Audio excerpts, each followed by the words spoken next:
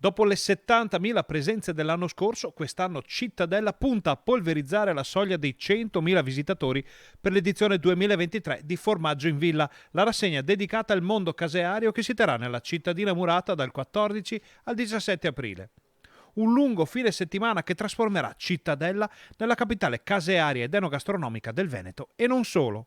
Cittadella si veste a festa, pronta ad accogliere oltre 100.000 visitatori, un turismo di qualità nell'anno importante che vede la nostra città murata riconosciuta come tra le prime 5 città europee da visitare.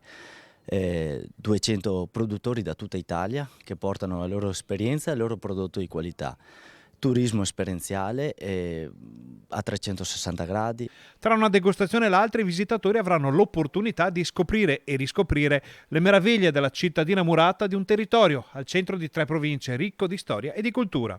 È chiaro che l'obiettivo è questo, appunto, quello di collegare quello che è la cultura, quella che è la storia del nostro territorio. Noi abbiamo la fortuna di avere delle mura stupende che hanno compiuto 800 anni nel 2020, di collegarlo con tutto quello che è l'enogastronomia a livello nazionale e addirittura anche internazionale. Non solo turismo e indotto per il territorio, perché Formaggio in Villa diventa l'occasione per gli appassionati, per i curiosi e per chi vuole approfondire la conoscenza con il mondo caseario di entrare in contatto con i produttori da tutto lo stivale. Venire a Formaggio in Villa è un'occasione, non dico unica, però è una bella occasione golosa per conoscere tanti formaggi. Ce ne saranno presenti alle manifestazioni circa 1 migliaio, ma soprattutto c'è la possibilità in poche ore di conoscere i migliori produttori di formaggio che arrivano da tutte le regioni italiane. Una manifestazione come Formaggio in Villa diventa infine l'occasione per valorizzare le filiere agroalimentari locali, venete e nazionali.